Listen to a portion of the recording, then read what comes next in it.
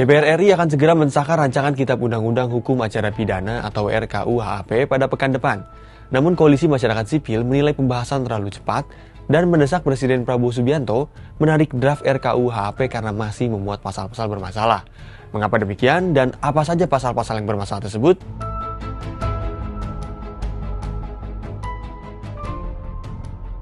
Ketua Yayasan Lembaga Bantuan Hukum Indonesia atau YLBHI Muhammad Isnur, Jumat 14 November 2022 mengatakan, selama pembahasan RKUHP, Koalisi Masyarakat Sipil untuk Pembaruan KUHP menilai RKUHP masih sangat bermasalah, baik dari aspek proses pembahasan maupun substansi yang diputuskan.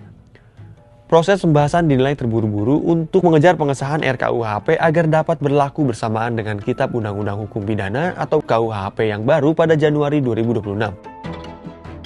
Selain mendesak Presiden menarik draft RKUHP, Koalisi Masyarakat Sipil juga meminta pemerintah dan DPR merombak substansi draft RKUHP serta membahas ulang arah perubahan KUHP untuk memperkuat pengawasan pengadilan dan mekanisme checks and balance sebagaimana konsep dalam draft tandingan RKUHP versi masyarakat sipil.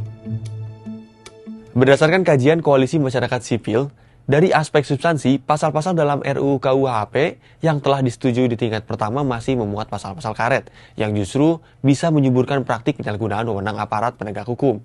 Lantas, apa saja pasal bermasalah tersebut?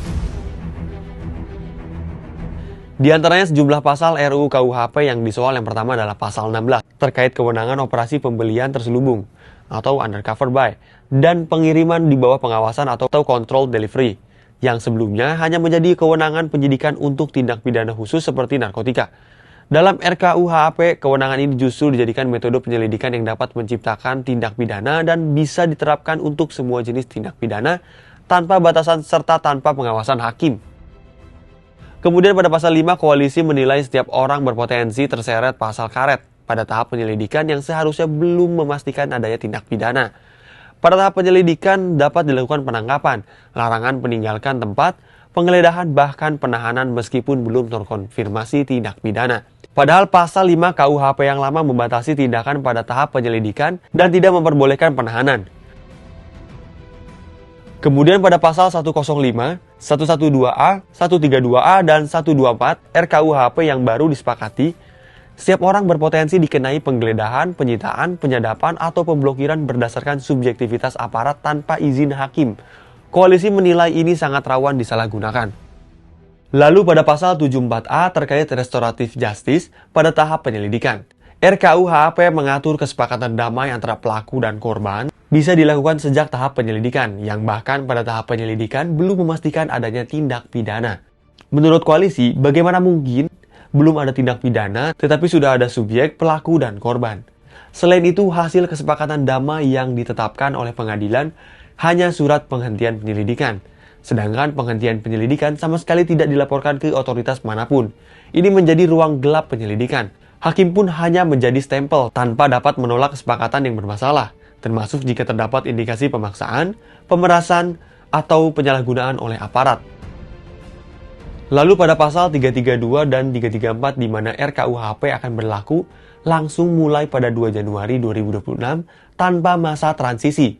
Padahal lebih dari 10 peraturan pelaksanaan baru harus disusun dalam waktu setahun.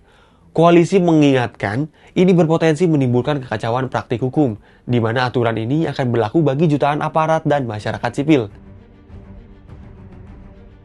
Di sisi lain, anggota Komisi 3 DPR dari fraksi Golkar, Sudesson Tandra, menilai kritik tersebut berlebihan. Ia menyebut RKUHP sudah mengakomodasi hak tersangka, seperti kewajiban pendampingan advokat untuk perkara tertentu. Namun juga menegaskan kewenangan aparat tidak boleh dipersempit karena dapat menghambat pengungkapan kejahatan. Polemik rencana pengesahan RKUHP ini sebaiknya segera diselesaikan dahulu sebelum disahkan, karena akan berdampak luas bagi seluruh masyarakat. Kalau menurut sahabat Kompas, apakah draft saat ini sudah melindungi hak masyarakat atau justru memperluas ruang penyalahgunaan kekuasaan oleh aparat?